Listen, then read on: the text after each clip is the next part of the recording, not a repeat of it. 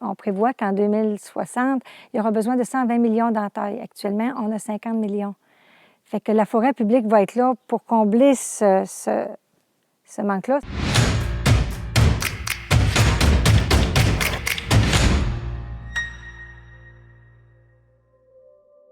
Le potentiel acéricole est méconnu au niveau des lots privés et aussi au niveau des lots intra-municipaux. Au niveau des lots publics, il y a eu un travail de fait qui a fait qu'on a ciblé tous les potentiels acéricoles.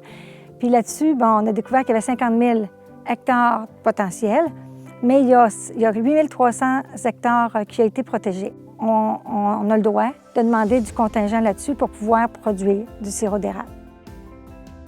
Le ministère Forêt-Faune-Parc, avec les TABGIR, en tout cas, il y a eu un travail de fait pour ramener ces potentiels-là qui étaient protégés pour l'instant plus près des érablières, plus près aussi des services. Maintenant, il reste quand même encore énormément de territoire qui n'est pas nécessairement protégé, mais qui est sous aménagement. Un défi de taille, ce sera de concilier l'industriel avec la sériculture pour ce qui reste de potentiel. Pour venir, parce que oui, actuellement, il y a déjà des ententes, il y a déjà des prélèvements acérico-forestiers qui se font. Sauf qu'il y a quand même 35 % normalement qui est prélevé, où il y a des diamètres de prix pour l'industriel.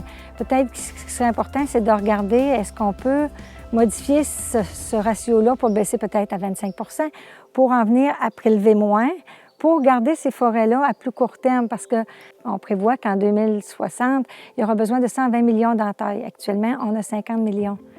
Fait que la forêt publique va être là pour combler ce manque-là. Donc, ça sera peut-être un défi de regarder comment on fera pour garder ces érables-là, de garder ces entailles-là pour que, pas dans 30 ans, pas dans 50 ans, mais peut-être dans 10 ans, 15 ans, 20 ans, on devra rajouter au potentiel acéricole protégé.